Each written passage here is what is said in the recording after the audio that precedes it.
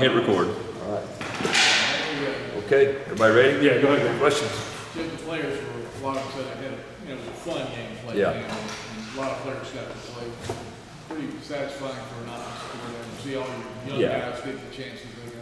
Yeah, for sure. And it was good for me to see like that second group, third group guys that had gotten in maybe earlier in the season and we kind of really didn't move the ball well. And I liked it that they went in there and executed the offense. And Connor jumps out immediately because of the long run and the throw, but really up front, I thought our guys really played pretty well up front with that second and third group, and then the tight ends got involved and receivers. So it's always good to get those guys some reps, especially late in the year. A lot of times you don't get that opportunity, and we were able to do that Saturday. And it's always fun to see guys get in the game and smile on their face that maybe don't get in much. You go in the locker room and they're excited and happy. So yeah, that was definitely good. And I was glad that, once we got rolling there in the second, third quarter, we were able to do that. Chip, I did want to ask you about Connor. Mac, after the game, was saying that he's strung together, strong 2 weeks of practice, things like that. Where have you seen his game kind of start to progress and evolve as the season has kind of continued? Yeah, I think Coach is right. The last 2, maybe 3 weeks, he's just been maybe more sure of himself, more confident in practice, it looks like. I think you saw a little bit of that on Saturday. And he was thrown in earlier in the year, really his first action, and that's a big step for anybody. And what I think you see is the ability he showed on Saturday is why he signed here, because he's a talented guy for sure. And when you get to this level, I think a lot of guys that are talented, what really separates them is their confidence and how they play. Because they all were good players in high school. So I don't know, one thing I always talk to our guys about, young guys, is like, you're still that same guy that was whatever you were in high school, the best player on the field, the best player on your team, whatever, and you got to believe in yourself and be able to do that. And I think for Connor, his confidence is improving and getting better. He's really smart. He's got talent for sure, but that doesn't always do it. There's a lot of guys in football that over the years that were really talented that maybe didn't pan out. But I think Connor, with his, he's very smart, he's tough, he studies the game. I mean, football's important to him. The guys that love football, usually they find a way to be successful, and I think he's made a lot of progress. Have you seen in the past? I'm sorry. Just real quick to follow up on that.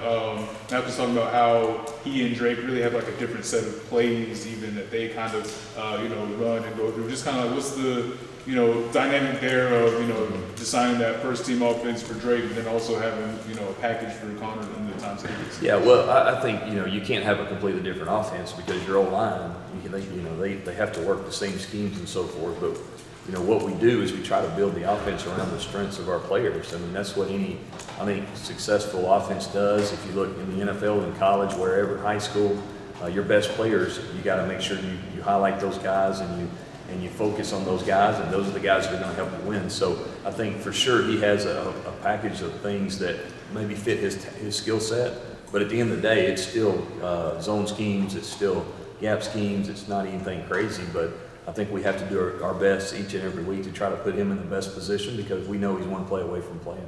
Have you seen in your time in this business when a guy like Connor finally gets on the field and tastes some success, that the confidence skyrockets and maybe he practices differently moving forward because he finally went from I think I can do it to I know I can do it? Yeah, I think you're right. I think a guy that comes to mind really for me, we had Malik Willis when I was at Auburn, and he was a backup to Jared Stidham, and he got in some games there, and you could tell that he was talented, but really like raw and really, kind of not used to playing. It'd been a while, and then you saw him go to Liberty and just kill it up there, and really became a draft pick in the NFL and most of that was just a confidence in being comfortable in what we were doing and what he did at Liberty, and I think that's a huge part of the development of the quarterback. Some guys develop quicker than others from a confidence standpoint and being sure of what they're doing. And I think Malik's an example of that, and Connor I think is making progress in that respect too. And again, when you got smart guys that care about football and football's important to them, they're going to be successful. It's just a matter of when it happens.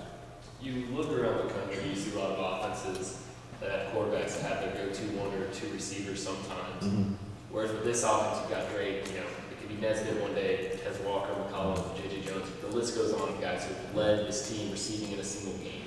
What kind of goes into that dynamic with Drake and his ability to kind of spread it around amongst this offense? Well, I think a couple things. One, there's been some injuries that have limited guys different weeks and so forth. But also, I really truly believe that when we run certain concepts, you know, the ball's going to go where the coverage dictates most of the time, and that's what you see happening. I think certain coverages dictate where he goes with the ball, and you know, the goal for us is to put guys in each spot that are talented that can make plays. That way, when it goes to them, now don't get me wrong, there's always a handful of plays, maybe more, that you're calling thinking, you know, so and so is going to get this ball. There's a high percentage that he's going to get it, and you got to do that because our playmakers have to touch the ball as much as we can, and if the defense allows it. But at the same time, I think what it shows Drake is his growth too, of going through progressions, running the offense, not picking one guy and locking in. And I think that's a huge part of playing quarterback is really to take what the defense gives you. Have you been around a quarterback that has that ability to kind of, like you said, take what the defense gives you and spread it around a variety of guys? Yeah, I think if you look back in my career, I mean, we've always really had a lot of guys. I know when I was at Troy, we had a ton of guys catch the football at Auburn as well. So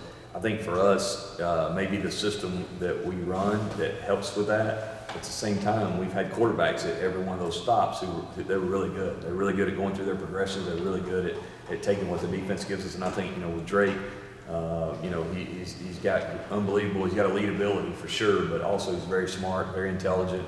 And, you know, he made 4, 5, 6 maybe checks the other day that really got us out of bad plays into good plays. And, you know, his growth has been tremendous just from a standpoint of understanding what we're doing on offense and really finding our playmakers. Chip, I mean, Duke's in the conversation for best defense in the ACC. Sure. If not the best, and the numbers are there. And like, what jumps out to you as you've started to study them? Like, I mean, the defensive line's pretty nasty, but the back end they've really upgraded back there with some athletes too that, you know, you might not expect to have run around in Duke. No, you're right. They're one of the top defenses in our league for sure, maybe in the country. And, you know, Coach Elko, I've got a lot of respect for him, and he's been at other places that I've seen his work, and he does a great job. They're very well coached, first of all. They play extremely hard. And you know, their front is very experienced. If you go look at the starts and the number of starts those guys have, it's unbelievable. It's off the charts how many games those guys have played. They've added a few transfers here and there as well, but you know, they're very sound in what they do. Seems like they're always in the right place. They're very well coached, and they compete. And you know, he's a defensive head coach, and you can see that. You can see that all over his defense. And I've been extremely impressed with what I've seen on film. And it's a huge challenge for us. And I said that last week. I said, you know, this last end of the season, we got all these games stacked, and you're going to see some really good defenses. So we're going to be tested, and we got to answer the bell. Just in terms of your general coaching philosophy, do you try to limit yourself to, I'm going to watch 5 of these games or 15 of these games? Do you have to try to give yourself a number so you just don't binge watch too much and oversaturate it? Or is there a number you try to hit in terms of, these are the games I'm going to watch? No, we watch them all. I mean, we watch them all. You got to. We got to stop at some point, right? Well, they only played how many games? 9. Right. So we're going to be able to watch all those for sure. And then you got different ways to break the film down. You know, whether it's down distance, formation, doesn't matter. But yeah, we're going to watch them all. We got a lot of guys here, off the field guys that help preparation and have everything kind of prepared for us, which is awesome. And then it's get in there, roll your sleeves up, and try to do the best you can to give our guys the best chance to score based on our personnel and scheme and so forth. And it's a long process, and it's something that we spend a lot of time Sundays, Mondays, and Tuesdays really trying to get you know. And at the same time though, you can't do too much. To your point, I mean, you can't overload your own team, right? There's only so many play calls you have a game, and you're going to repeat some of them. So you got to be smart. I don't think you can overload your team, but at the same time, you never want to feel like you're underprepared. I think you'd rather be overprepared, and then you as a coordinator make the decision. Okay, we don't need to carry this, or this, and that's part of our job every day. Based on what you've seen on film, Yeah. is this the most physical defense you will have faced to this point? It's one of, for sure. I think the thing that jumps out, the front 7, they're very physical. They attack the line of scrimmages, and they attack the offensive line. The linebackers play downhill. Their safeties are very involved. Yeah, it's one of, if not the most physical we've played. I mean, we played some pretty good ones early in the year, but just these guys, you see it every snap. Those guys are going to play extremely hard. How much do you game plan for like a specific player? Obviously, Carter for them is A specific player. Yeah. How much goes into identifying, you know, their stud on the defensive front or whatever, and what we have to do to neutralize him? And is that possible in in a game like this. Yeah, it is for sure. I mean, I think whether you're offense or defense, you're always trying to find the best matchups for yours. So if you're an offensive guy, what's our best matchup on one of their guys, you know? And then this guy for them is a really good player. So let's make sure that we've always got, you know, him accounted for in the protection or the run game. That's a huge part of game planning because you know who the players are just by statistics and watching film. And sometimes it doesn't matter. They're good enough where they still make plays, but we have to account for their strengths for sure. And that's something that I think each and every week goes into game planning. And that D line, they're all four very active. So it's not like you can hone in on one guy. But you know, a huge part of success on offense, I think, is trying to figure out how we get, you know, our players in the best situation to be successful and hopefully keep their best players from affecting the game too much. 9 games in, obviously, you didn't call plays at your previous stuff. How comfortable do you feel now with your personnel, your system you're trying to put in place? I mean, you guys are the third-rate offense in the country. It seems like you've kind of found your groove really deeply. Well, I mean, I love our players. I think our players are, you know, I've been with them now since January, so, you know, we're what are we, 9 games in now, so I got a good feel, I think, of what our team is. But it's not just me. All our coaches are involved in that. Coach Galloway does a great job in the pass game. Coach Porter and Coach Clem in the run game. Coach Kitchens is kind of both because of the tight ends and are involved in both. So I think collectively we try to do a great job of identifying kind of where we can attack that week and so forth. And each week's different. I said that before because of the fronts, because of the defenses you're going to see. And, you know, I think each position coach kind of has that ownership of their position. Okay, hey, here's our tight ends. How do we get those the ball? How do we get those guys the balls this week? That's kind of some of the things they look at. Or here's our running backs. How do we get our running backs the ball in space besides just turning around and handing it to them? There's creative ways to try to do that each and every week. Some fit and some don't, but I think it's a collective deal, and I'm really, really happy with the way our staff goes about that. Chip, how has, with Omarion, Yeah. how would you say his, like the menu of plays that you can give or use him on, how has that changed? I'm assuming it's expanded since you started working with him. Like, how have you seen what you can do with him sort of evolve? You know, really, since I've been here, he's had the full go. I mean, the biggest thing for me with running backs, because they're all pretty talented to be able to run the ball, is how do they play without the ball in their hand? So how are they in pass pro? Because that's a huge speed. You got a guy like Drake, you want to make sure that we're protected when we need to be, and the quicker those guys pick that up, the quicker they get to play. That's what you see a lot of times with young running backs. When they come in, they don't get to play early because they're not great in protection yet. And I think all our backs are capable. Larry does a good job of really teaching those guys exactly all the different looks, because there's a lot of communication involved from the center, quarterback, and running back to make sure that we're all protected. And when you don't have that, sometimes that's when you get pressure. But I think Omarion's really a smart guy that's really taken to what we're doing very good and really been successful, and there's no issues with that at all. He's got the full go, and I think you see that. So maybe that area more than an RPO or just an actual play where you're getting him the ball is what you're saying, in terms of the way he's grown. Yeah, I mean since I've been here, you know, I've only been with him this year. I mean, I've never seen any issues with that at all. Does a great job, whether it's pass pro or run game.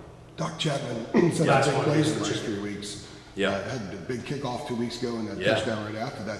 Is that kind of his wiring as a player? Do you expect to see more of that, or is that just kind of been a little bit circumstantial that we've seen that from him? Yeah, I think with Nate being banged up, he's had to step up. His role has increased, and you know, that's kind of what your goal is when you're building a team. Is when you lose somebody, the next guy step up, and he's really done a nice job with that. I mean, the kickoff return was huge, and then I think he caught the post down the middle pretty quick after that. And then last week made a couple big plays, and on the Copenhagen touchdown, he made a huge block to score him there. So I like the progress. Doc's playing another good young player, you know, be here for a while, and he's already making plays for us. And you know, I think his role a lot of times depends week to week. You know, we play in a little more 12 personnel maybe than they have before. So we'll just see how it plays out. But really pleased with his progress.